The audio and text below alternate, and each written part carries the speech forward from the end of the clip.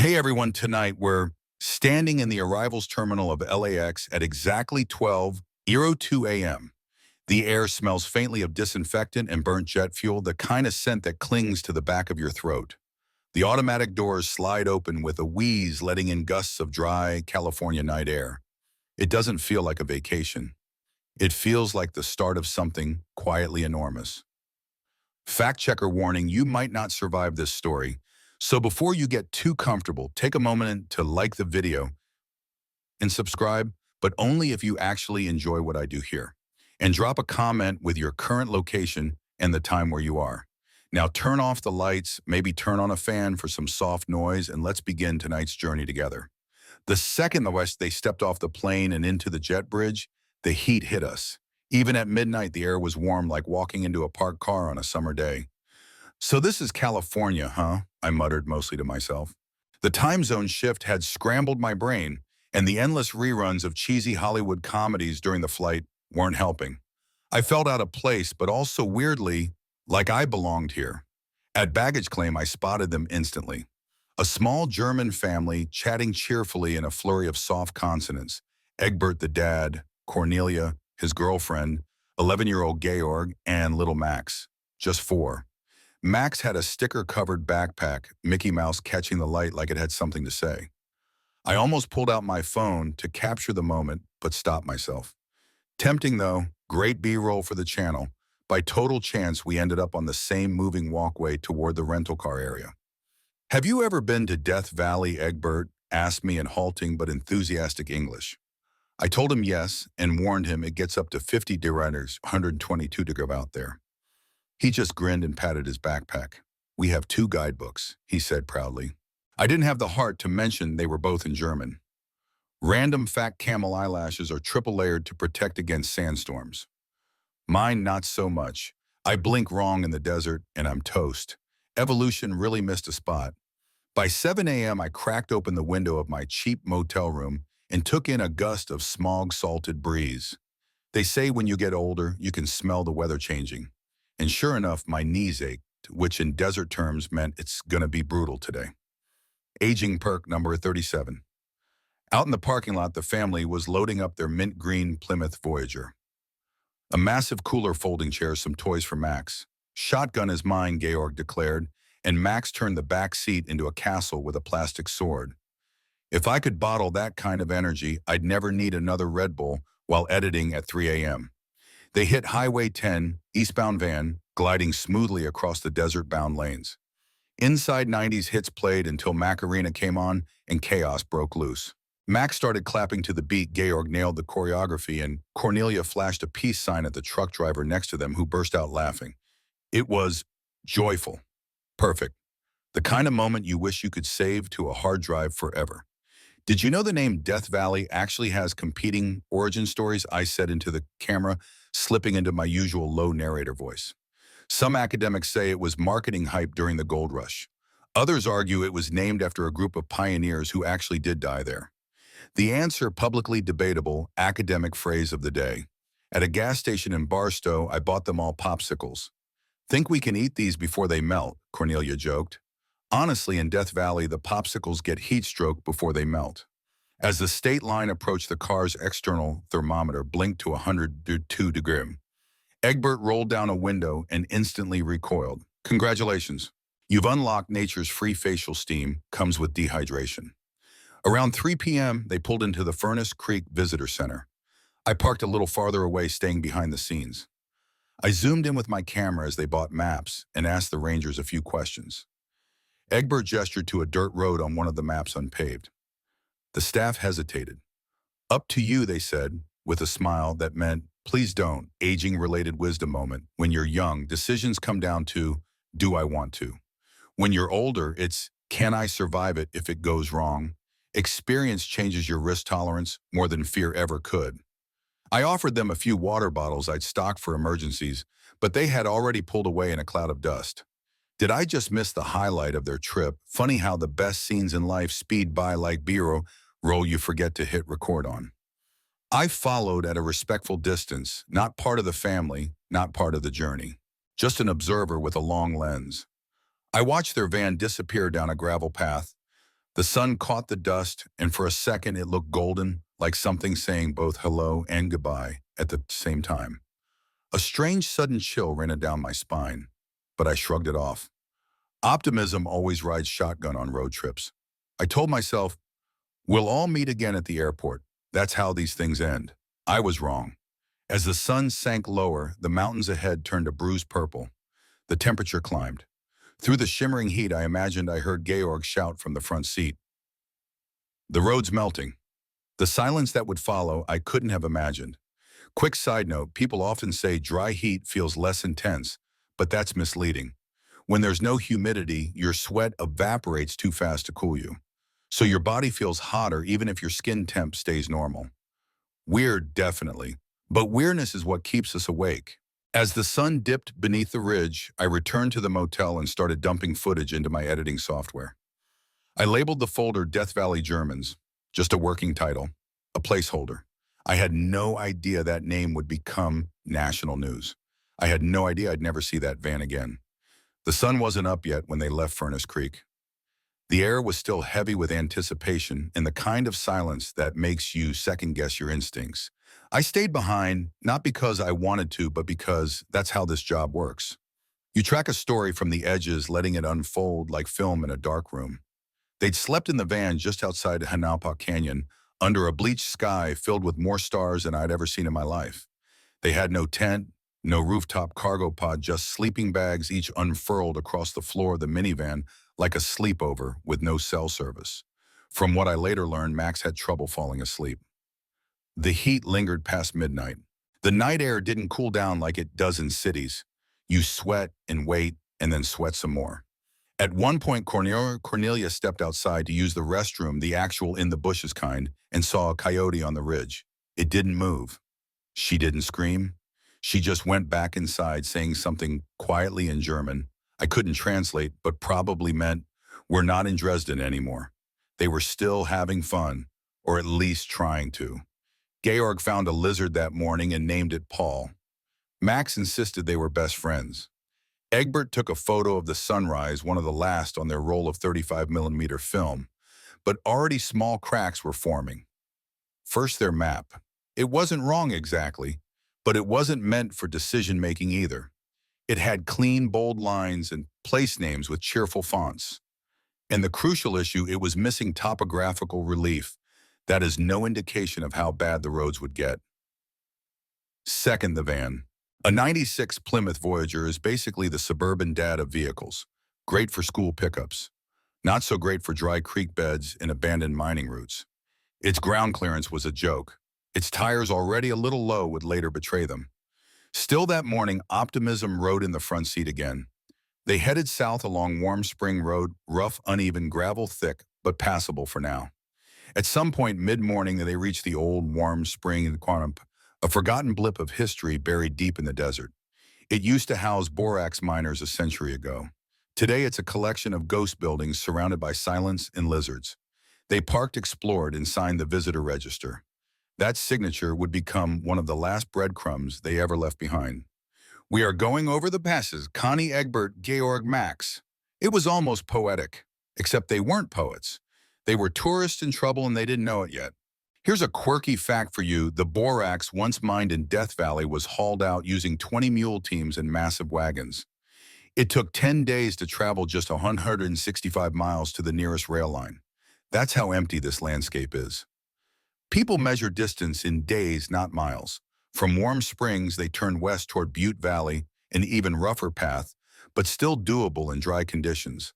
They passed rusting machinery, empty cabins, and maybe a rattlesnake or two. Eventually, they reached the geologist's cabin, a squat stone structure that had become a sort of unofficial shelter for backcountry travelers.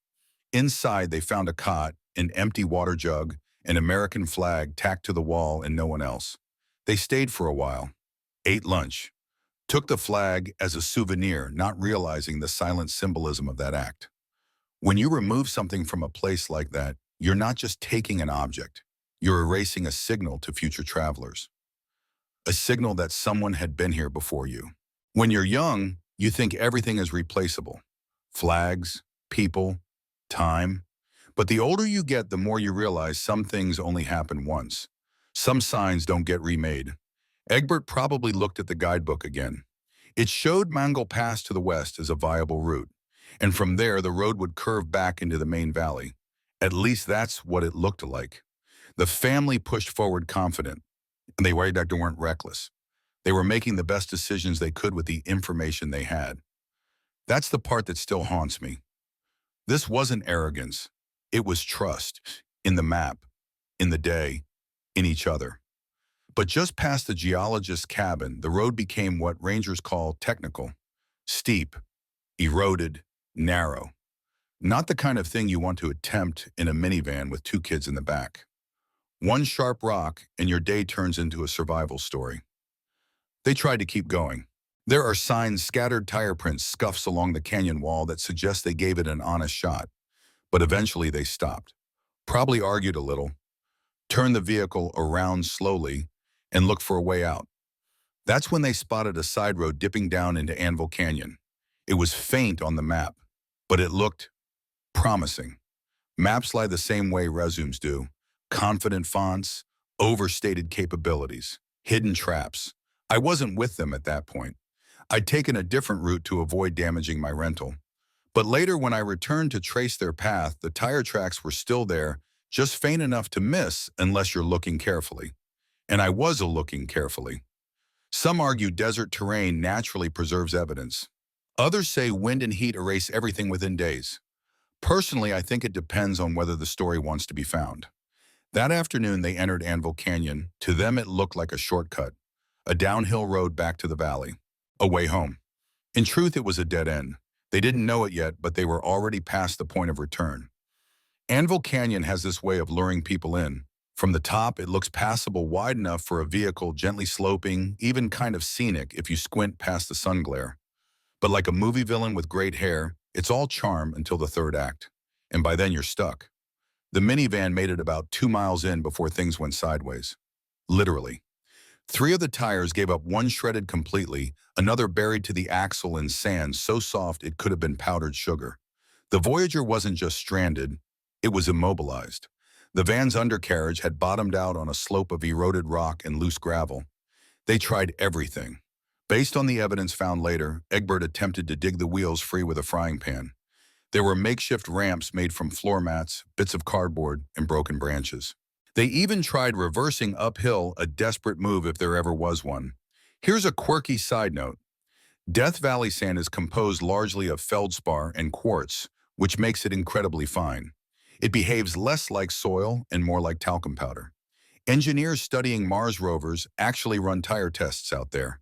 Translation: if your vehicle sinks in this stuff, it stays sunk. And so the family set up camp.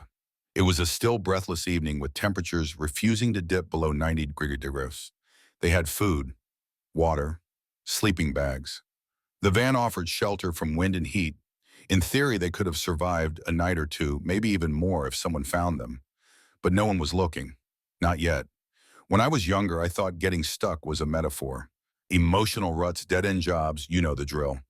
But here's the real thing, being physically stuck in a place so quiet that even your thoughts start to echo.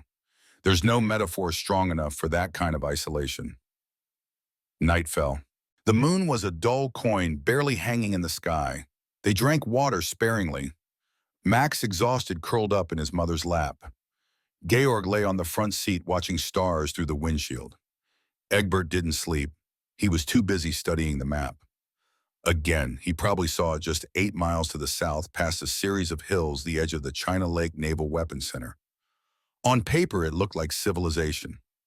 Rescue, radio towers, helicopters. But here's the catch: paper maps don't show fencing, or warnings, or the fact that most of that base is empty desert with no one stationed for miles. It's like putting access to public transportation on a real estate listing when the nearest bus stop is 2 counties over. The next morning they decided, leave the van, try for help. This wasn't impulsive. It was calculated and, from their perspective, totally rational. They'd already spent a day hoping for rescue. No one had come. The map said south was shortest, so south they went. They left food behind, some water, a note maybe. No one knows for sure.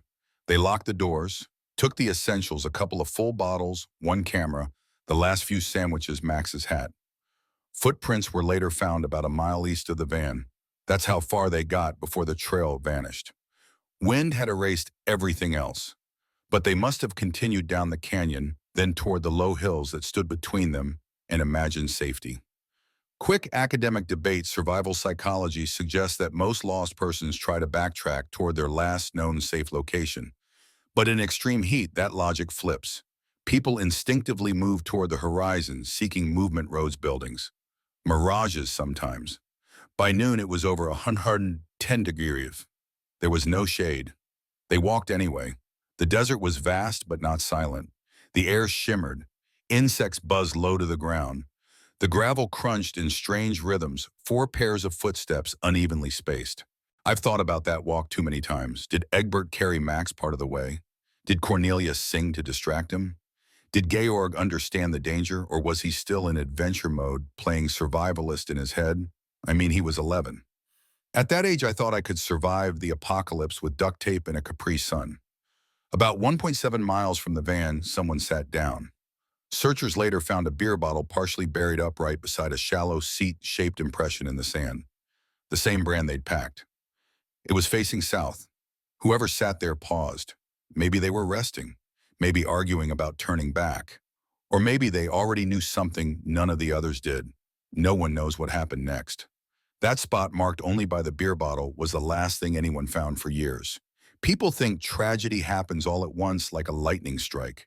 But often it's a series of perfectly reasonable decisions that add up to the wrong outcome. At that point in 1996, the van was locked silent, parked in a canyon no one ever visited. The heat climbed higher. The days passed, and the world kept moving. If a minivan gets stranded in the desert and no one's around to hear it, does it still ruin your rental deposit? It would be almost 3 months before a ranger and a helicopter happened to fly overhead. And by then it was too late to rescue anyone. But there's a kind of stillness in Death Valley that doesn't feel natural. It's not peace, it's not quiet. It's more like the landscape itself is holding its breath, waiting for you to make a mistake. 3 months after the van was abandoned, a helicopter pilot named Dave Briner was flying over the southern edge of Anvil Canyon. He wasn't looking for missing tourists. He was looking for illegal grow-ops, yes, even in the desert. Sometimes people set up hidden greenhouses out there away from prying eyes. What he found instead was a van. A mint green 1996 Plymouth Voyager, half sunk in the sand, all 4 tires flat. The doors were locked. There were no visible footprints nearby, no smoke, no movement, no people. If you've never seen a car out of place, really out of place, it does something strange to your brain. The contrast short-circuits your logic. This van belonged on a suburban street parked next to a cul-de-sac mailbox. Not here. Not on a defunct mining road miles from any paved surface. Briner landed the chopper and radioed it in. The vehicle had been reported stolen weeks earlier by the rental company. When police ran the plates, everything clicked. It was the same van rented by a German family on July 8th. They'd never returned it. Sometimes the first red flag is paperwork. In this case, a missing rental contract and a long overdue return date triggered a chain of questions no one knew they'd have to ask. The investigation began immediately. Rangers swept the van. Inside was everything you'd expect: clothes, a child's toy, a roll of exposed film, some beer, a guidebook. The food was half-eaten. There were wrappers, empty bottles. One sleeping bag still held a slight indentation, like someone had been lying there. The American flag taken from the geologist's cabin was still folded near the rear door. For some reason, that detail always sticks with me. A symbol of arrival and now of abandonment. Weird side fact: American flags technically aren't supposed to touch the ground. But this one wasn't flying either. It was tucked between a box of snacks and a pair of dusty sandals. Reverent but casual. The van had clearly been there for weeks, maybe months. Investigators guessed based on sun, fade, and tire sag, it had been left behind in late July. That matched the family's last known timeline. And if that was true, survival past 2 or 3 days in that heat was unlikely. Still, they had to try. On October 23rd, the largest search and rescue operation in Death Valley's history was launched. Helicopters, horse teams, Dozens of park rangers, sheriff's deputies, and volunteers. They fanned out in every direction from the van like spokes in a wheel. And on day one, they found something. About 1.7 miles east of the van, a member of the China Lake Mountain Rescue Group noticed something odd beside a scrub bush. A Bud Ice beer bottle just like the ones in the van. Next to it, a shallow depression in the ground, about the size of someone sitting cross-legged back, slightly leaned. It felt recent, human, but no footprints, no trail leading away, just the bottle and the seat. Honestly, it's the most introverted form of littering I've ever seen. Like someone vanished mid-break. The search expanded. 2 helicopters scanned the canyon. Ground teams navigated loose sand mine shafts and sharp volcanic rock. There were false leads, animal prints, old campfire rings, an abandoned shoe that turned out to be decades old, but no sign of the family. This is where the timeline starts to stretch. Over 4 days, search teams combed Warm Spring Road, Mangle Pass, Butte Valley, even parts of West Side Road and Badwater Basin. They went north, south, east, looping, zigzagging, checking every known shelter or campsite. There's an ongoing debate in search and rescue theories about last known point versus probable route. Some insist you anchor to where someone was. Others argue for projecting where they wanted to be. Both methods have merit. And both failed here, because by the 4th day it was clear they weren't going to find anything else. The official search was called off. People assume that resources are endless in a rescue effort, but they're not. Search budgets expire. Volunteers go home. Even hope gets tired. Around 250 people participated. The terrain was punishing. The weather offered no favors, and the canyon-wide, empty, merciless gave up nothing but heat and silence. The only thing Death Valley hides better than water is closure. After the search ended, the speculation began. The media got wind of it, of course. 4 missing Germans, a locked van in the middle of nowhere, no tracks, no bodies, just a seat-shaped shadow in a single beer bottle. It was like catnip for conspiracy theorists. Some claimed the family had been abducted, possibly by drug traffickers or even the military. Others spun more elaborate theories that Egbert Rimis had been researching secret propulsion systems and got too close to something classified. One message board I found suggested the van was planted there on purpose as misdirection. And sure, I get it. Human minds hate loose ends, but sometimes the most unbelievable answer is the most likely one. They got lost, they walked, they died. That's it. There's a known phenomenon in extreme environments called desert-induced euphoria. Basically, when you're overheated and dehydrated, your brain starts rewarding bad decisions with weird confidence. It's like being drunk on sunlight. I think about that when I imagine their last hours. Maybe they were joking, maybe they thought they were close, maybe they sang to distract the kids, and maybe, just maybe, they saw the fence to the military base and believed they were going to make it. But they didn't. Plot twist: the real mystery was how long it took people to care. 3 months. That's a whole fiscal quarter. In the end, the desert had swallowed them whole. The search was over. The headlines faded. But someone was still watching.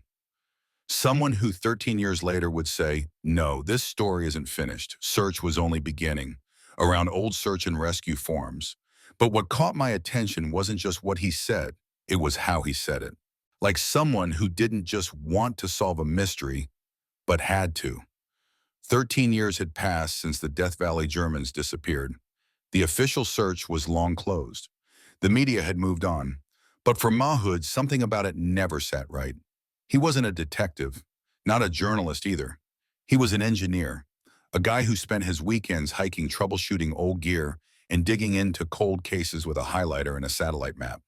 A hobbyist in the most obsessive, oddly charming way. And he had a theory. Most people assumed the family had gone east from the van toward known routes, popular search zones, places with the occasional footprint. But Mahood, he believed they'd gone south. To most, that sounded absurd. South of Anvil Canyon is nothing but low, uneven hills, desert scrub, and the restricted border of the China Lake Naval Weapons Center. No towns, no cell towers, just more nothing. But Mahood wasn't guessing.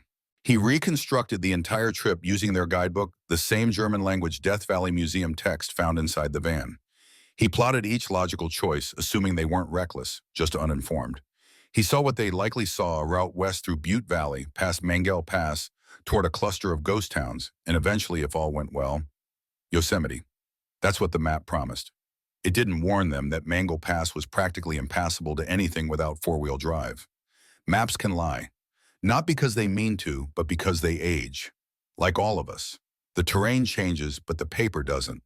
So when the family reached Mangay and realized they couldn't get through, they would have looked for an alternate path.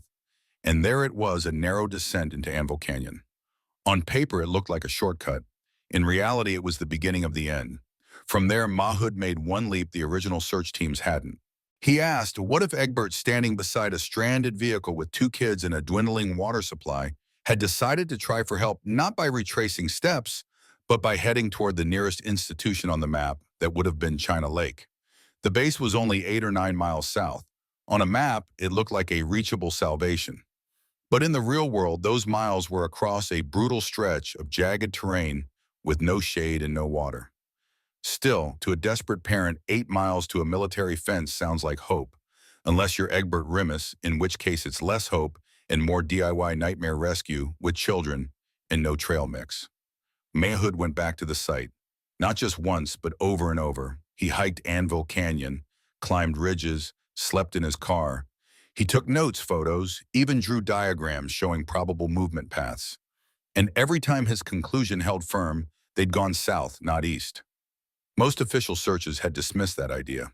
The terrain was considered too dangerous. Plus, it didn't fit the model. In survival training, people are taught to stay with their vehicle.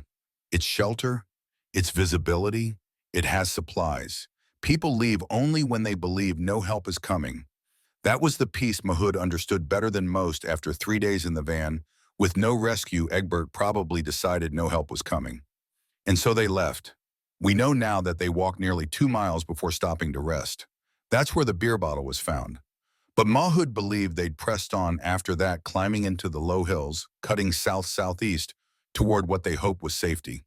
There's a debate in wilderness psychology about forward momentum bias. It's the idea that once people commit to a direction in a crisis, they're less likely to reverse course, even if it's the wrong one. Hope outweighs logic. Movement feels like control. Armed with this theory, Mahood recruited a friend, Les Walker, another SAR volunteer. Together, they planned their own expedition, not into the official search grid, but into the unsearched South. In November 2009, they set out from the general vicinity of Anvil Canyon. They hiked the ridgelines, cross-referenced topographic data with photos from 1996. Temperatures were milder now. Conditions survivable for them, at least. About 8 miles from where the van had been abandoned, in a place even seasoned hikers would have called remote, they found it. Bones.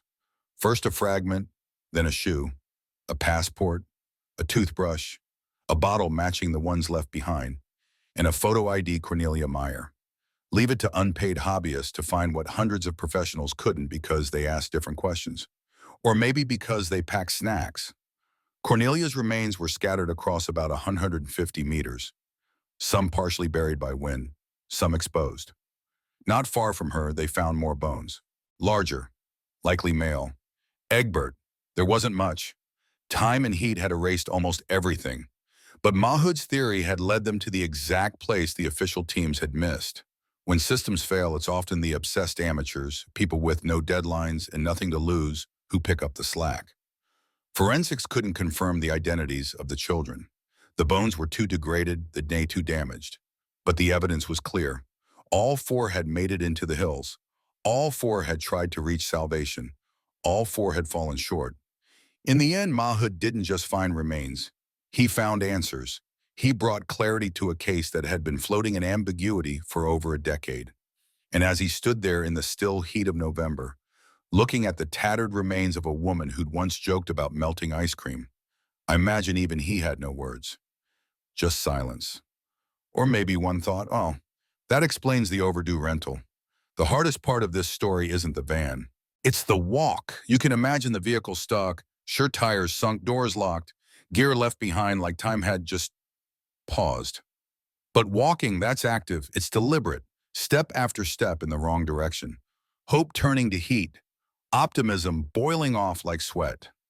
The hike Egbert Rimus and his family attempted is the kind of route that even seasoned desert hikers avoid in full daylight.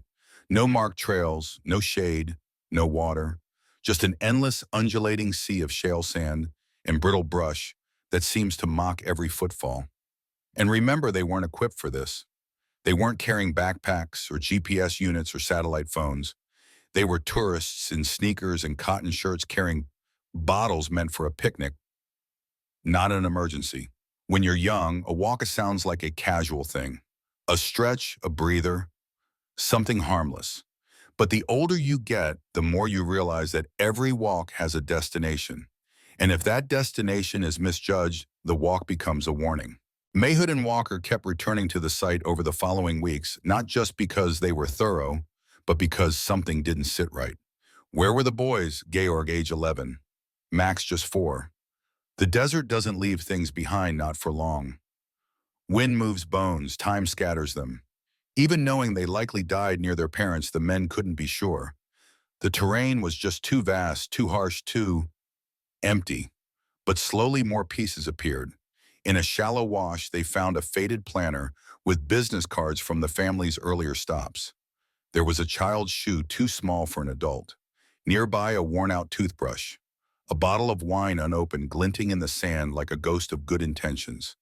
No full skeletons, no clear answers, just fragments. Here's a quirky fact: in desert environments, decomposition happens fast at first. Then it slows to a crawl. High heat evaporates fluids quickly, but without moisture, bacteria don't thrive. Bones bleach in the sun and vanish under windblown grit. It's like the earth itself helps the story fade. And yet, thanks to Mayhood's persistence, the final resting place of the Death Valley Germans, roughly 8 miles south of their van, was no longer a mystery. A tragedy, yes, but no longer a blank. Still, this raised a question nobody could answer. Why had every official search missed this place? The search back in 1996 was massive. Over 200 volunteers, helicopters, drones, infrared. Why hadn't they checked south of the van because of doctrine? The conventional wisdom in search and rescue is that lost people either stay put or backtrack. Searchers focus on drainages, logical paths, landmarks. They don't usually head into featureless wastelands, especially not toward restricted military zones. The lost person behavior model, used by SAR teams worldwide, has been challenged in recent years for underestimating how often untrained hikers behave unpredictably under stress. This case is often cited as Exhibit A. But Egbert didn't think like a hiker. He thought like a father, a man with a map and 2 children and no rescue on the horizon. And when he saw the base listed just beyond the hills, he made a call: go south. I've made worse decisions using Google Maps in cities with 5G. Can't blame a guy with paper in the middle of a desert. In hindsight, the logic holds up. But back then, it was easy for officials to say they probably turned east, or they didn't survive past day 2. That assumption cost 13 years of answers. Meanwhile, Mahood's quiet, steady approach, asking better questions, challenging norms, hiking past the official edges, had solved the riddle. There's a moment in one of his trail reports that stuck with me. He describes standing in the exact spot where Cornelia's remains were found. The sun was setting, the temperature was dropping fast, and he says the air felt wrong, like it remembered something. It's an eerie line. But maybe that's what happens in places like this. Maybe trauma seeps into the soil. Or maybe the desert just knows when someone's been reading too many survival blogs. The biggest question Mahood never really answered, because no one can, is how they died. Heat stroke, dehydration, exhaustion. All 3, the terrain between the van and the remains was brutally uneven. The kind of landscape that looks flat from far away, but once inside it unfolds into sharp gullies and steep ridgelines. No natural shelter, no high points, just endless micro-decisions. Do we rest here? Keep going. Split up? Most likely they didn't split. Most families don't in crises. They stay together until the end, even when the end is unspoken. The scariest part of a slow disaster is that it doesn't feel like a disaster until it's already over. Every decision seems logical in the moment. It's only in hindsight that the path looks like a cliff edge. And that's what makes this story hard to shake. It wasn't carelessness. It wasn't sabotage. It was sequence. Wrong road, wrong map, wrong turn, wrong hope. Step by step into a place where even the wind forgot them. There's probably a German phrase for this kind of tragedy by process. Something like Unfallverlauf Schicksal. Accident, progression, fate. Very efficient, very sad. By the time Mahud finished his research, wrote it up, and published his findings, the headlines had faded. But a few German news outlets ran the story. And finally, the families back in Dresden had some kind of answer. Not comfort, not peace, but clarity. And for some people, that's enough. There's something strange about closure. You think it's going to feel like a clean ending, like a door gently shutting with a soft click. But when it finally comes, especially after 13 years, it feels more like stepping into a room you forgot you'd locked from the inside. Dusty, quiet, full of everything you'd hoped not to find. That's what the families back in Germany were handed. Not a mystery anymore. Just bones photos, a few belongings in labeled bags. They held memorials eventually. Quiet services, no caskets. Just urns with partial remains and long silences no speech could fill. I read somewhere that Cornelia's sister brought one of the boys' shoes to the funeral wrapped in a handkerchief. It wasn't confirmed if it belonged to Max or Georg, but she held it like it was the last piece of someone still alive. The older I get, the more I realize people don't want truth. They want story, something they can tell their hearts when they wake up at 3 a.m. and feel the outline of what's missing. Mahud, for his part, didn't frame his work as heroic. He said it was logical, procedural, like debugging a bad line of code. They were just in the wrong place, and nobody looked there, he wrote. But when you read between the lines, there's grief there too. Quiet, pressed down, like a compass needle that never stops trembling. He later admitted the hardest part was finding Cornelia first. She'd been just slightly ahead of Egbert. Not by much. Maybe she was scouting or just trying to find shade. Maybe they separated near the end, something people sometimes do in a last-ditch effort to double their odds. Or maybe she collapsed mid-step and the rest just happened slowly. Les Walker found Egbert a few days later on another ridge. He was lying partly exposed, closed bleached bones scattered slightly, a belt buckle, a wristwatch, no sign of the children nearby. You might be wondering how far had they come, almost exactly 8 miles, from van to final rest. So basically they did a half marathon in Death Valley in July with no trail snacks. That's either bravery or cosmic level poor planning. At this point, let's pause and imagine the walk again, not as a tragedy, but moment by moment. Max riding on Egbert's shoulders, probably giggling at first, then drooping in the heat. Cornelia humming maybe an old folk song, maybe nothing at all. Georg trying to act tough like he was on a big expedition. Egbert carrying the weight of 3 people in a crumpled map in a pocket already soaked with sweat. People always ask why they didn't turn back. But when you're that far in and every step behind looks just as impossible as the ones ahead, you don't turn back. You keep going. One step, one choice, one more desperate mile. Here's a curious detail that I love. Mahud found a makeshift seat carved into the side of a wash. Just a hollowed-out patch in the dirt, shaded by a large rock. Inside it, a small toy car. Blue, plastic, faded almost white. Could have been Max's. Could have been Georg's. Some forensic anthropologists argue that found objects like this shouldn't be considered evidence unless directly tied to a known individual. Others say context is everything. If it fits the timeline, the location, and the narrative, it is evidence whether you like it or not. Personally, I think that toy told more story than the bones did. You don't leave something like that behind unless you're too tired to carry anything at all. Or unless you're 4 and you just found a new rock that's cooler. Years later, I visited the area myself. Not to search, just to stand there. I parked at the mouth of Anvil Canyon, hiked up past the old wash, and sat where Mahud took that famous photo, the one where the horizon stretches forever, and the sky looks like it's been bleached with sadness. I thought I'd feel something profound. Closure, maybe. Some echo of the family. What I felt was small and a little angry, not at them, but at the fact that so many people had almost helped. The ranger who flew nearby but didn't spot the trail, the search team who turned back half a mile before the ridge, the park maps that didn't mention the condition of Mongol Pass, the absence of cell service, the weather, the timing, the endless infuriating chain of almost. Every disaster has a shadow made of could-have-beens. You can't see it in the moment, but it's always there standing just behind the reality. And yet, there's also this strange piece. Mahood and Walker didn't have to do what they did. They weren't paid. No one expected it. They just refused to accept a blank space on the map. That stubbornness, that refusal to let the desert win, is to me the heart of this story. Honestly, Mayhood deserves some kind of honorary detective badge, or at least a lifetime supply of electrolyte packets. When I left the site that day, I picked up a small rock, not as a souvenir, just as a reminder.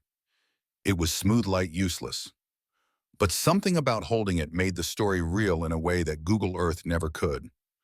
Back in the car, I placed it on the dashboard. It's still there. Every time I drive it rattles slightly when I hit a pothole, which feels fitting, honestly, because some stories, they never really leave you. There's something peculiar about closure. You imagine it as a tidy finish, a door quietly clicking shut.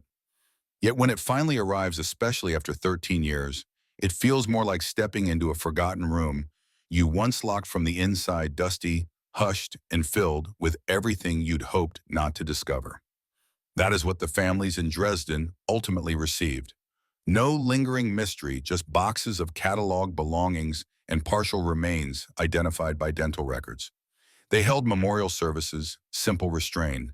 No caskets, only urns and long pauses, too heavy for eulogies. Cornelia's sister reportedly brought a child-sized shoe wrapped in a handkerchief.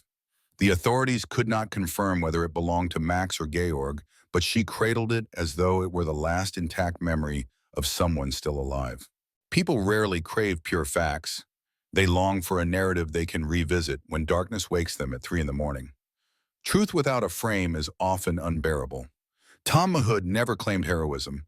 He described his work as logical, almost mechanical debugging, a stubborn line of code no one else would step through.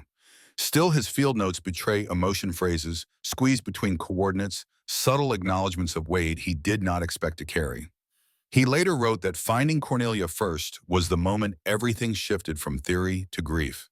She lay slightly ahead of the others, just over a small rise as though scouting for shade that never arrived. A belt buckle and wristwatch marked Egbert's resting place, a few days' search farther on bones, bleached by sun and time. The question that lingered on every reporter's tongue was distance. How far had the family managed to walk? The answer almost exactly 8 miles from the immobilized van to the hillside where hope gave out. In fair weather, that stretch might take a healthy adult 3 hours. In late July heat with 2 children and minimal supplies, it stretched into a fatal marathon. Reimagining that trek is painful but necessary. Max likely rode high on Egbert's shoulders, at first giggling, then sagging as the heat intensified. Cornelia may have hummed under her breath to soothe him, the melody blown thin by hot wind. Georg 11 could have tried to frame the ordeal as an adventurous quest, eyes scanning for landmarks that never quite materialized, his bravado shrinking alongside the shadows. Egbert, map in pocket and sweat-soaked shirt clinging to his back, carried the silent arithmetic of hours and ounces of water. People often ask why they didn't turn back. But there is a moment in every failing expedition when retreat feels as impossible as advance. The map promised a military installation to the south. The van behind them now represented stillness, not safety. When every direction holds equal peril, forward becomes the least intolerable option. Mahood kept returning to the area long after the first discovery. He and Les Walker found a planner etched with motel phone numbers, a child's blue toy car faded nearly white, and an unopened bottle of wine glinting beneath a layer of sand tokens of normal life, abandoned in a place where normality had already surrendered. Desert ecosystems transform remains. Swiftly, body fluids that evaporate within hours. Then microbial decay stalls for lack of moisture. Bones bleach, fragments scatter. Even knowing the children likely lay nearby, the terrain's vastness let their traces slip into wind and wash. A curious ecological note: certain alkali-tolerant bacteria unique to Death Valley alter bone coloration over extended exposure, leaving faint striations that can mislead investigators about time of death. Some forensic specialists argue those patterns should be weighed heavily. Others insist environmental factors contaminate the timeline. This line. That debate context versus contamination remains unresolved. Why did the original 1996 operation miss this location altogether? Doctrine played its part. Standard search and rescue models assume lost hikers either remain with their vehicle or backtrack toward known paths. Teams concentrate on drainages, established routes, and landmarks likely to attract human traffic. They rarely venture into open, featureless expanses, let alone toward the perimeter of an active weapons range. Egbert's southward gamble simply fell outside the algorithm. Years later, standing where Mayhood photographed the horizon, I expected revelation. What arrived felt smaller, sharper the realization that catastrophe often hangs on slender threads of timing, 10 minutes, 10 meters, Wasson, misunderstood contour line. I found myself quietly furious at the countless near interventions, the ranger who overflew Anvil Canyon, but banked north, the search group who pivoted mere half-mile shy of the ridge, the tourist map omitting Mangle Pass's true condition, the absence of even rudimentary cellular repeaters back then. Each miss a single bead. Strung together, they form the shroud the desert draped over the family. Every disaster casts a second invisible shape sewn from what-ifs. You cannot see it until afterwards, but once recognized, it stands alongside the facts like a mute twin, impossible to unsee. Yet unexpectedly, there is solace in stubborn persistence. Mayhood and Walker were unpaid, unasked, unbeholden to deadlines. Their refusal to leave the map unfinished restored at least the dignity of explanation. Andreessen relatives could trade speculation for certainty, however bitter. When I left the site that afternoon, I pocketed a small, smooth stone, not a souvenir, just proof that the place existed beyond newsprint and hard drives. Now it rattles on my dashboard each time the car hits a pothole, a faint percussion reminding me that some stories refuse to rest no matter how carefully we box them. Months passed after my visit to Anvil Canyon, yet the story wouldn't loosen its grip. I kept replaying the moments I'd pieced together, footsteps dissolving into heat shimmer, a blue toy car going pale under the sun, that silent ridge where the wind felt strangely loaded. Closure, it turned out, behaves more like sand than stone. Pick it up and half of it slides through your fingers. Back home, I tried moving on. I filmed other episodes, haunted highway diners, abandoned missile silos, the usual insomnia fuel. But everything I shot felt thin compared with the desert's blunt honesty. One night, editing at 2 a.m., I caught myself scrolling satellite images of Death Valley the way some people scroll old texts from ex-partners. Not healthy, but familiar. Eventually, curiosity shoved me back onto Interstate 15. I arranged an interview with Ranger Celia Ortiz, a search and rescue coordinator who joined the Park Service long after the German family vanished. She met me outside the Furnace Creek Visitor Center, tan uniform, crisp, wide-brim hat pinned at a tidy angle. She offered a paper cup of electrolyte drink, tastes like wet chalk, but it keeps you upright, and we sat under a mesquite that threw just enough shade to pretend it mattered. Celia walked me through the improvements installed since 1996. Satellite repeaters on high ridges, bright blue emergency call boxes every 12 miles, and something I'd never heard of: passive RFID tags embedded in rental car windshields. When a vehicle enters the backcountry, scanners log the plate in time. If it doesn't exit within a set window, dispatch gets an automatic alert. The system, still experimental, had already flagged 2 stalled Jeeps and a lost French motorcyclist who tried to map the quickest line between 2 parentheses of nothing. His words, not mine. He survived thanks to the ping. I asked whether the Death Valley Germans influenced those upgrades. Celia's eyes narrowed, grief in professional disguise. They're why we push so hard for tech, she said. Policy finds its urgency in somebody's absence. She offered to show me the archive room. We stepped into a cinder block building chilled to meat locker levels, where cardboard banker boxes sat in tidy rows. Box 17B held the family's case files, Xeroxed statements, sun-faded photos, terrain sketches, even the visitor log page from Warm Springs Camp Connie's looping handwriting, the promise of a past they never crossed. Celia slid out a sealed evidence pouch containing the German language guidebook. Its spine cracked faintly when she positioned it under the document camera. Margins were dotted with penciled exclamation points. One circled phrase read, "Route may be rough, seek local advice." A warning observed but evidently overruled. While the scanner hummed, Celia mentioned a recent academic conference where experts debated whether classic lost person models still apply in an age of instantaneous navigation. The prevailing position, though still contested, argued that easy access to satellite imagery ironically tempts travelers deeper into risk-widening gaps between perceived and actual safety. The phrase she used, technological overconfidence bias, will no doubt anchor a dozen dissertations. I signed the visitor log, thanked her for the tour, and stepped back into heat so dry it shaved moisture off my teeth. Even after all the renovations, stepping into the valley felt like entering a vast yawn, waiting to swallow stray noise. I drove south toward Badwater, letting the road unspool its endless gray ribbon. At Artist Palette Overlook I parked and switched off the engine. The resulting silence pressed against the car windows like static. There's a peculiar comfort in remote places. Nobody cares how old you are or how many notifications you have ignored. Yet I found myself reflecting again on age and risk. In my 20s, adventure meant chasing novelty. Now in my 40s, the equation tilts toward durability. How many heartbeats do I have in reserve? And is this detour worth spending them? It's less romantic, but far more honest. The desert doesn't bargain. It only tallies. As late afternoon burned into evening, I headed for a newer gravel track the park had recently marked as high clearance recommended. Half a mile in a rental crossover Texas plates sat hood-up steam curling lazily from its radiator. A couple in their 30s stood nearby, arguing over whose phone held the last sliver of battery. I pulled over, offered water, and called the ranger station on my CB. While we waited, the woman traced circles in the dust with her sneaker. The map said the road was fine, she sighed. Her partner muttered something about Google being a liar. I nearly told them about Egbert and Cornelia, but stopped. They didn't need ghost stories on top of repair bills. Instead, I left them with a spare power bank and the kind of smile that tries and probably fails to disguise worry. On the drive back to Furnace Creek, twilight drenched the valley in bruised purple light.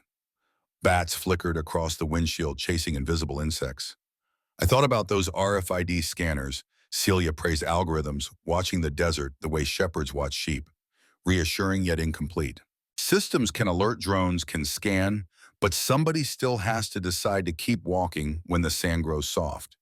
The smallest human choice remains the universe's favorite pivot point. A little after 10 p.m., I parked beside the same mesquite, cut the engine, and let the night flood in through open windows. Coyotes yipped in the distance, 3 quick notes, then silence.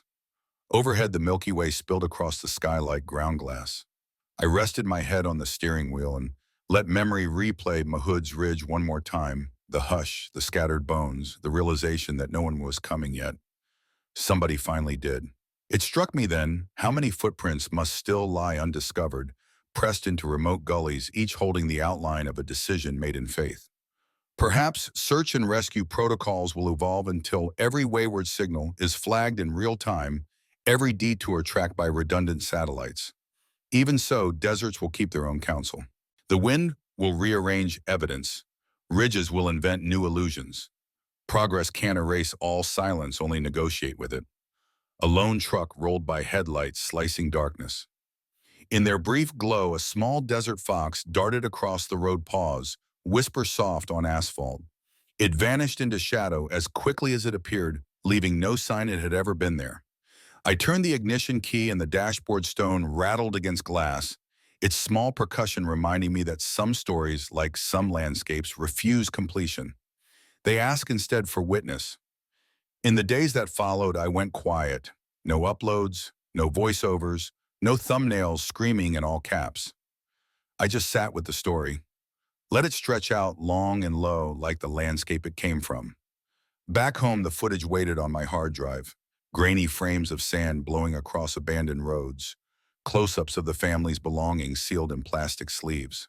A frame where I stood in silence when combing through my hair, unsure whether to narrate or just let the stillness carry itself. I didn't edit right away. Instead, I walked. Side streets, empty tennis courts, grocery aisles past midnight. Something about motion soothed the mind. Maybe it echoed what Egbert must have felt movement as meaning. A way to hold despair at bay one step at a time. Eventually, I opened a blank timeline and dropped the first clip in. And then I heard the wind. There's a quality to Death Valley wind when it passes through a canyon. It doesn't howl, it presses, like the earth exhaling all at once. It filled my headphones. My throat tightened. I let it roll for nearly 20 seconds before I said anything. No music, no title screen, just wind and sun and dust. That video became the most watched piece on my channel, not because of anything flashy. It was quiet, measured, a story told slowly as if whispered to someone sitting in the passenger seat. But the comments overflowed. I found people wrote about long drives across nowhere, about family trips and bad decisions that somehow turned out okay, about people they'd lost and how not knowing had been the hardest part. One message stood out. A woman from Stuttgart, Germany said she'd met Cornelia once briefly at a wedding in '95. She had such kind eyes, the comment read. I never knew what happened to her. Until now. I stared at that line for a long time. It's strange what sticks. A visitor log, a broken watch, a guidebook in the wrong language, each detail mundane on its own. Together they form the map of someone's last hours. I kept thinking about the van. Even now it sits in storage, tagged, logged, boxed into a case file. It's no longer evidence exactly, more like a symbol. Its paint has dulled and the tires have long since crumbled. But inside you can still see the marks left by a family that had every reason to believe they'd make it back. At one point during the investigation, someone noted how neat everything was. The bags hadn't been rifled through. Nothing was scattered. Even the passenger seat was pulled forward slightly, as if to make more space in the back. Whatever happened in that van, it didn't descend into panic. It ended with decision. They left with purpose. That's what gets me. They weren't flailing. They were trying. Doing what they thought was right. Looking for help. For safety. For some sign that the world was still reachable from where they stood. And yet every sign they followed had already failed them. That part's harder to narrate. You can show maps and elevation charts and sun exposure graphs, but how do you illustrate false confidence? How do you voice the moments someone chooses wrong, honestly, logically, with full conviction, and never gets to learn the outcome? In a later interview, Mayhood was asked if he felt satisfied, if the discovery brought him peace. He paused, then said, I think it brought me completion. But peace, that's for the families. Completion. That word rang in my ears for days. The desert doesn't offer peace. It offers space, echoes, time, but not comfort. And still, they kept walking, 8 miles through terrain no guidebook warned them about. Past landmarks, no rescue team marked. Toward a border, no map properly explained. They didn't just vanish. They chose to move forward right to the end. There was something else I found out buried in a footnote of the original case file. Before leaving Germany, Egbert had told a coworker he was hoping this trip would be life-changing. A reboot. We're going to drive until the sky feels different, he'd said. That line stayed with me, because the sky did change. It stretched wider, harsher, and more silent than he could have imagined. But in a way, he was right. This trip was life-changing. Not just for them, but for every ranger, volunteer, and stranger who has since looked at a roadmap and thought twice before turning down a beautiful, dangerous shortcut. I've never looked at canyon roads the same way again. The desert doesn't care who you are. It doesn't care what language you speak or how carefully you packed. It doesn't read your itinerary. It doesn't wait, but it does remember. In the scattered remains, in the archived film rolls, in the cracked covers of outdated guidebooks still tucked into glove compartments. You may leave. It stays. When I close my eyes, I still see it, 4 figures walking away from a stalled green van toward a line of hills that promise something they can't quite name. And for just a moment, I imagine what if someone had spotted them then? What if the helicopter had flown 1 mile farther south? What if the wind had left one clear footprint? What if the radio had worked, but the desert isn't made of what if? It's made of heat, silence, and time. And time always wins. There was a final detail I kept circling back to, a line from one of the search and rescue reports buried near the bottom of a scanned page. It read almost casually, there were no tracks leading away from the vehicle, no indication of direction taken. That line sat with me like a stone in the shoe. Because we know now, of course, that they did leave tracks for a while. but the wind erased them, as if the desert, having already claimed their bodies, decided to unwrite the path they walked. And yet, one thing endured, that beer bottle, upright, half buried, facing south. It was the smallest of artifacts, but it refused to vanish. And that stubborn presence told searchers more than the landscape ever would. It said, "We went this way. We tried." That's the difference between disappearance and discovery, one clue that survives the silence. When I spoke to Les Walker later by phone, he told me that even after all these years, he still dreams of the valley. "It's not haunted," he said, "but it remembers." I didn't ask what he meant. Some statements are better left without follow-up.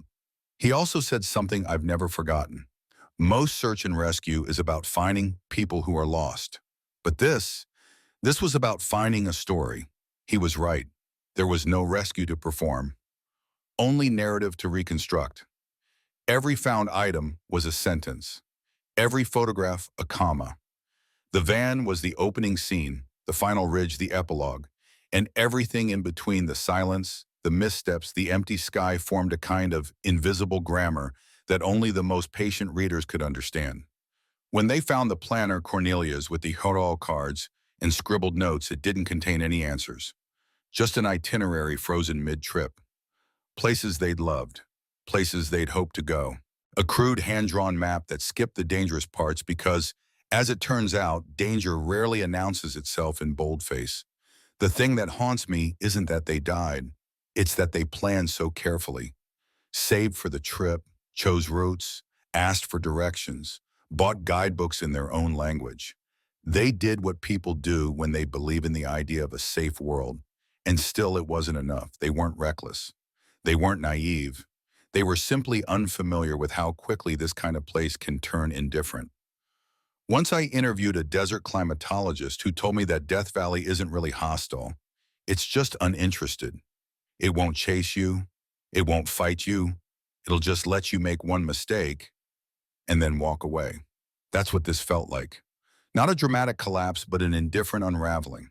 One bad road, one locked gate, one delay in a canyon nobody thought to search. After publishing my video, I got a letter, an actual letter in the mail, stamped and folded.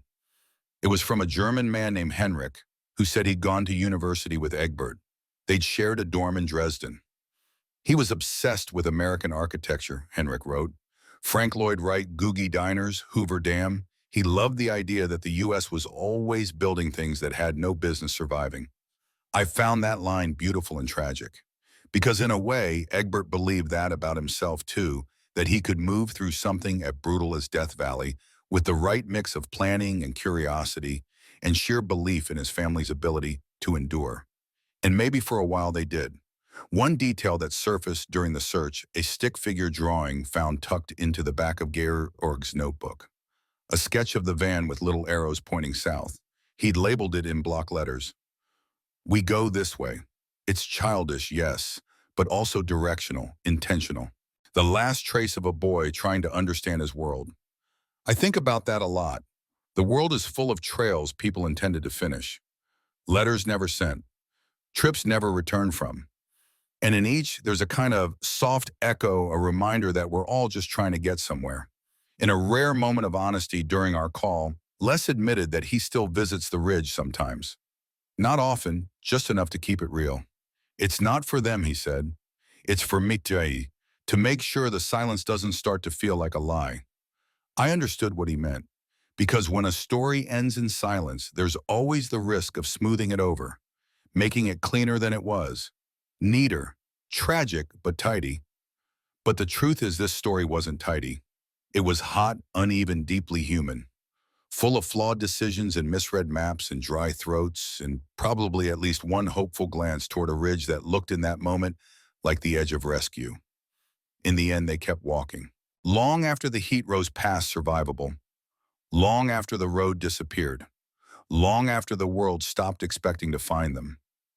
And maybe that's the most honest thing I can say about the Death Valley Germans. They didn't vanish. They walked until the story ran out. I never planned to go back to the site. Once was enough, or so I thought.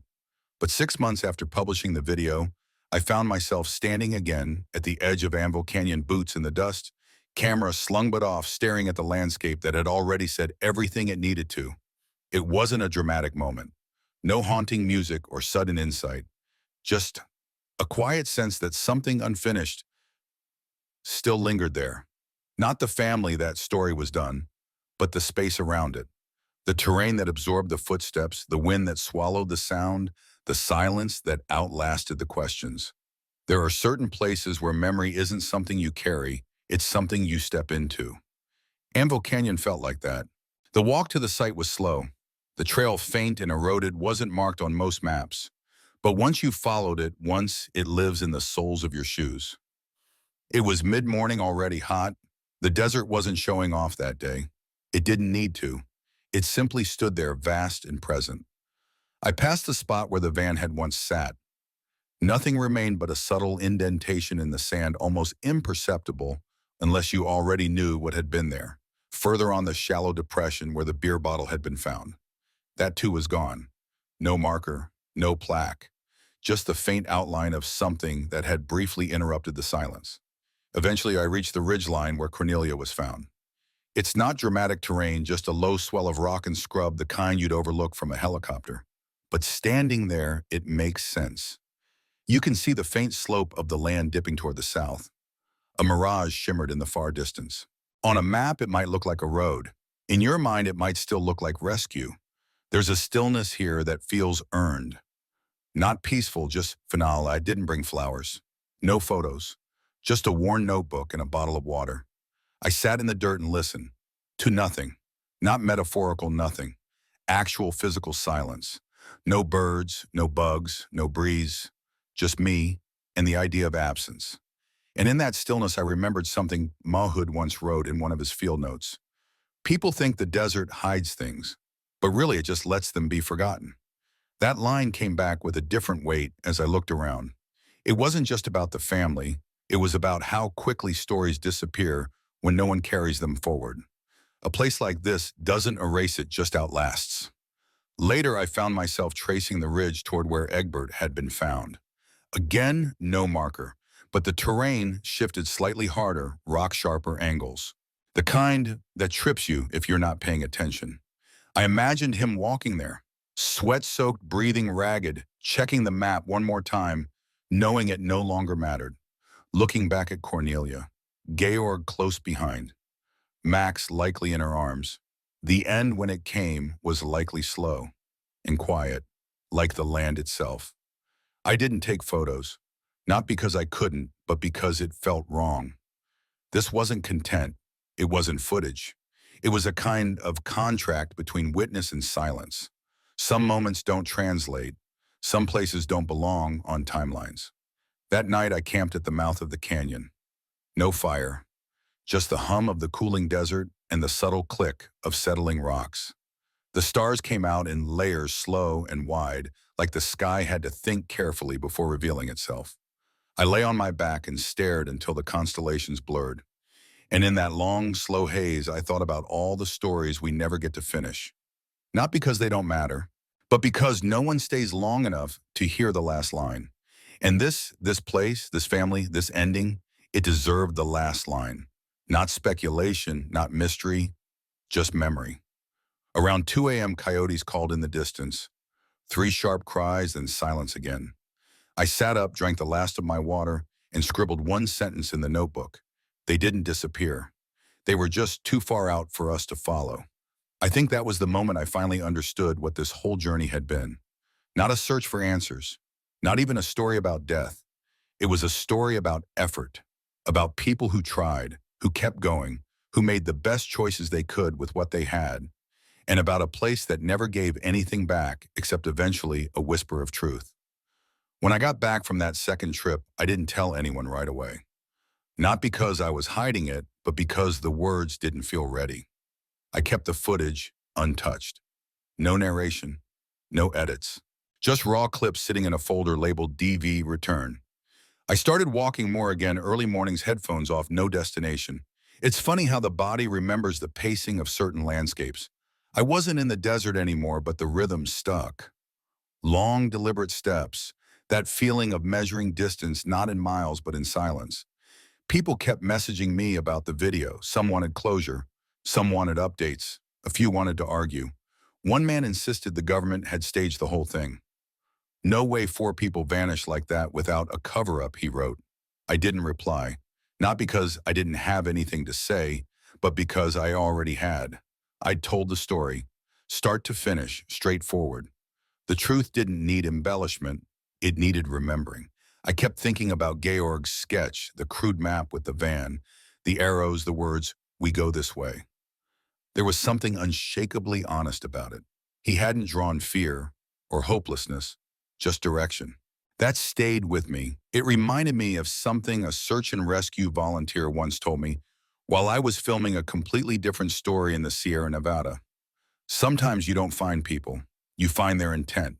That's what the Death Valley Germans left behind, not just artifacts, but intent.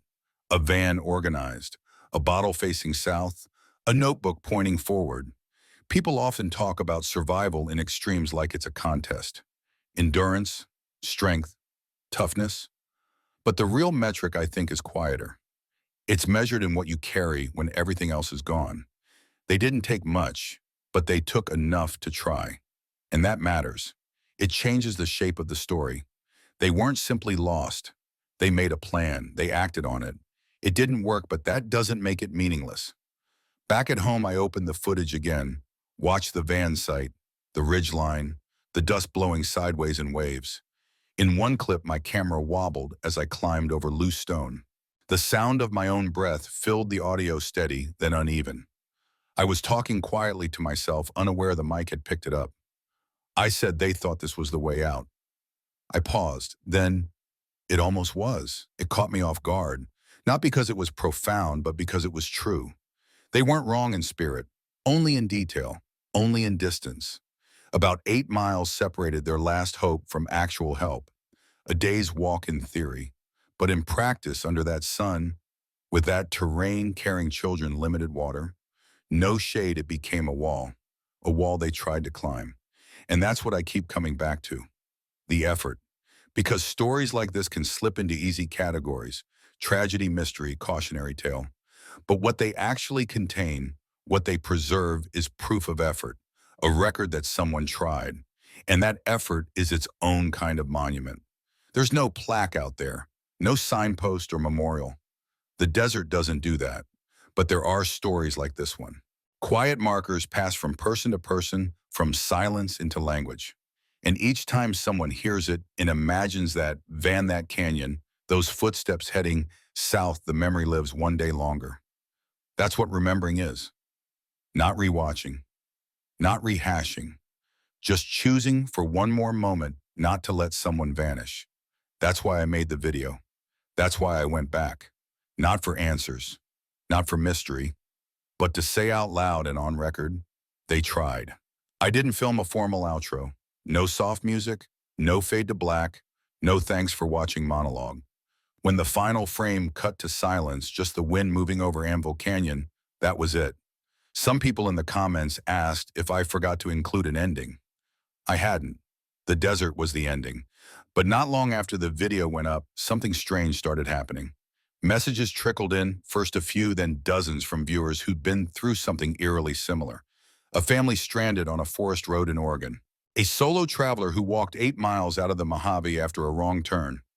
A couple whose car broke down in Big Bend, Texas, and who waited 2 days in 110°F heat before rescue arrived.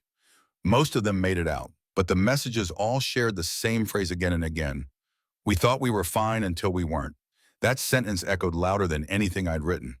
Because that's the illusion, right? That we're close enough to safety, close enough to cell reception, close enough to signal to pavement to rescue.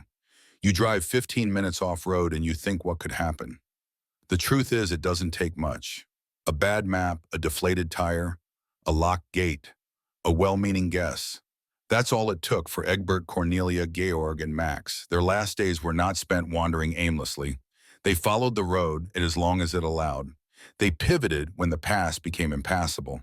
They chose what looked like a shortcut. And when that shortcut failed them, they tried again. What struck me, reviewing the footage and files, was how quiet their final choices were. There was no dramatic collapse, No desperate SOS scratched into the sand. Just calm actions one after the next. Lock the van, pack what you can, head toward the base. It was practical, brave even. And maybe that's why it hurts more. Because they didn't panic. They believed. In each other. In the map. In the idea that effort still counted for something. I've come to think of that belief as the emotional heart of the story. A German architect, his partner, and their kids on a once-in-a-lifetime trip across the American Southwest. They didn't know how wild the desert could be, how empty, how fast the weather could dry you out from the inside. They came armed with books and excitement, not survival gear. And even when things started going wrong, they adapted. They were not naive. They just weren't prepared for what Death Valley is, not the name, but the reality. The heat, the silence, the way it turns help into myth within hours. During my second visit to the canyon, I found something that hadn't been there before. A small pile of stones stacked in the crook of a boulder. Not tall, maybe 6 or 7 flat rocks each placed carefully one atop the next. A cairn. Not official, not from the Park Service. Someone had come and left it. Maybe another visitor. Maybe someone who'd seen the video. Maybe someone who just felt it. The idea that we're not alone in remembering, there's a kind of healing in that. Not closure, but connection. It made me realize we don't build memorials to solve anything. We build them so others will know where to stand when they feel the weight of a story. In the case files, there's a photograph I've never shared. It shows the inside of the van shot from the side window. The angle's off a little blurry. But you can see Georg's baseball cap on the dash. A bag of trail mix, half open. A water bottle still sealed. That image undid me more than the bones ever could, because it showed the before, the in-between, the moment when they still believed there was more road ahead. And they weren't wrong for believing that. They just ran out of time. There's a line I wrote in my journal after returning from that second trip. I wasn't sure I'd ever use it, but here it is. The desert did not kill them. It only waited until they were alone enough to leave behind. And somehow that distinction matters, because when you know someone tried, really tried, the silence afterward feels different. Not empty, just unfinished. The story doesn't end with their disappearance. It ends with someone finding them and retelling what was nearly forgotten. After the video, after the return trip, after the long walks and sleepless edits, I still couldn't stop thinking about the question people kept asking. How could this happen? It's not curiosity. Not really. It's a defense mechanism. When people ask that question, they were really asking, could this happen to me? And the answer, quiet, uncomfortable, unavoidable, is yes. Because you don't have to be careless to end up lost. You don't have to be reckless and get stuck. You just have to make one decision too late. That was the case here. A wrong road that didn't look wrong. A minivan with no chance on a mining trail. A map with no elevation. A valley that didn't give them a second traveling. The more I read, the clearer it became. This was not a dramatic collapse. It was a sequence, one step after the next. All reasonable, all explainable, and yet taken together fatal. The van made it to Warm Springs. They signed the visitor log. They followed the road west. They reached the geologist's cabin. They took a flag. They found the pass blocked. They tried another road. They entered Anvil Canyon. The sand grew soft. The van stopped. That was July 23rd, 1990s, and for the next 3 days, they waited. For a ranger, for a traveler, for anything. But nobody came. By the time they left the van, the temperatures had likely spiked above 110 degrees. They had enough water for maybe half a day. They walked anyway. South toward a military base that looked closer on paper than it was in reality. 8 miles. That was the gap between life and death. We talk about survival as a game of gear, of prep and planning and grit. And yes, all of that matters. But sometimes it comes down to luck. Did someone see your tire tracks? Did a ranger fly a little farther south? Did the wind erase your footprints before anyone arrived? And when luck doesn't land your way, all that's left is what you did with the time you had. They used it. They walked. They stayed to Guasa. They didn't panic. Every sign tells that story, from the way the van was locked to the fact that no belongings were scattered. Even the location of their remains clustered in one general path suggests they stayed close until they couldn't anymore. One image I never included in the final cut was of the beer bottle still standing. Not because it was too graphic or too eerie, but because I didn't want it reduced to a symbol. But in truth, it was a symbol, a message left by someone who wanted to be found. That's what rescue is really about, someone looking and someone wanting to be found. Without both, it's just silence. There's a strange quiet that settles around stories like this once they're over. Not just the absence of updates, but the way people begin to forget the names, the specifics, the faces, but the desert doesn't forget. It holds on not always visibly, not always kindly, but persistently. When I walked back from the ridge that second night, I took a different route down. Not far from the old wash, I passed a rock outcrop with faint etchings. Not graffiti, not trail markers, just parallel scratches along the stone, almost as if someone had trailed a stick out of boredom or routine. It might have been natural, or not, but in that moment it felt like a gesture, a trace, a line connecting nothing to something. That's all we leave behind, really. Not monuments, not headlines, just signs that we were here and that we tried to move forward. In one of the final reports filed by the National Park Service, there's a sentence that still haunts me. The case remains closed pending further discovery. Technically, that's procedural. It means no active investigation. But it also means we'll still listen just in case something else surfaces. That's what stories like this ask of us. Not answers, just attention, a willingness to listen, to remember, to leave space for the ones who didn't come back. And if we're lucky to learn something before it's us holding a map that doesn't tell the whole truth. The last time I spoke about the Death Valley Germans on camera, I wasn't trying to be profound. I just looked into the lens and said what I'd been thinking for weeks. They didn't get lost. We just didn't find them in time. The video ended, but something kept echoing. I'd always thought of stories as things with clean arcs beginning, middle, end.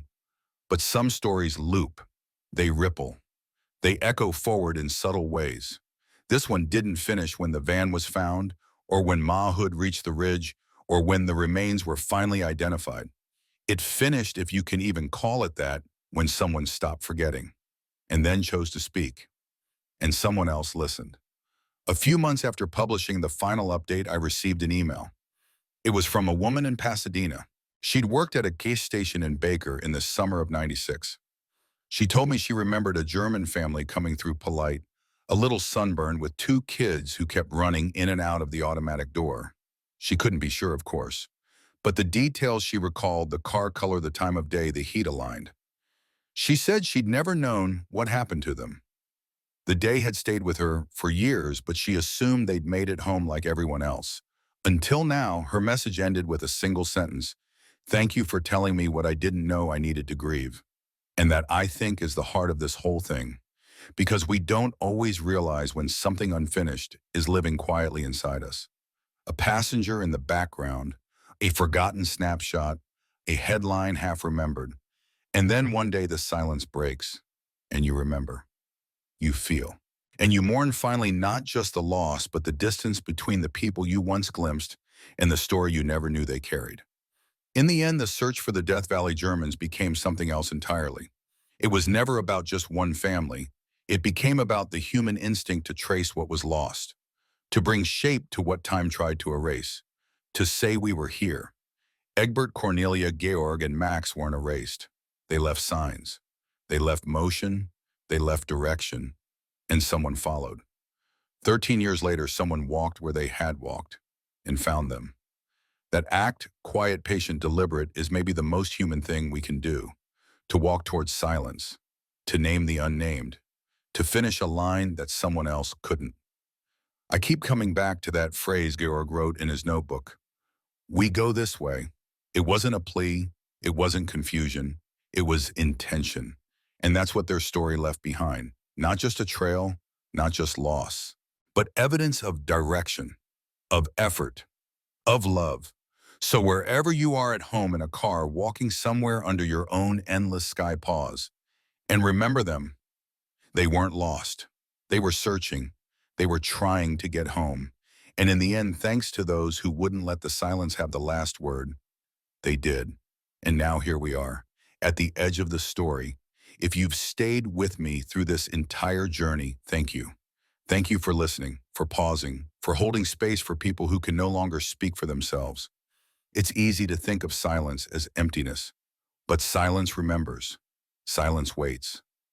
Out there in the desert, the wind still passes over the same ridges, the same dry creek beds, the same places where Egbert and Cornelia and their children walked together toward what they believed was safety. There are no markers, no memorial stones. But if you stand quietly long enough, you'll feel it. A hush beneath the hush. Something patient. Something unfinished, still breathing. Maybe you're lying in bed right now, your room dim, your fan humming. Maybe you're watching the ceiling spin through slow shadows. And maybe part of you is wondering, what did it all mean? It meant this, that effort matters, that trying matters, that walking even when you don't know the outcome is still a kind of hope. We don't always get the endings we want, but we do get to choose what we carry forward. So tonight, carry this for people, one van, a desert that almost erased them, and a story that wouldn't stay buried. You're not alone in remembering them now. The silence is shared, and that makes it smaller. Good night.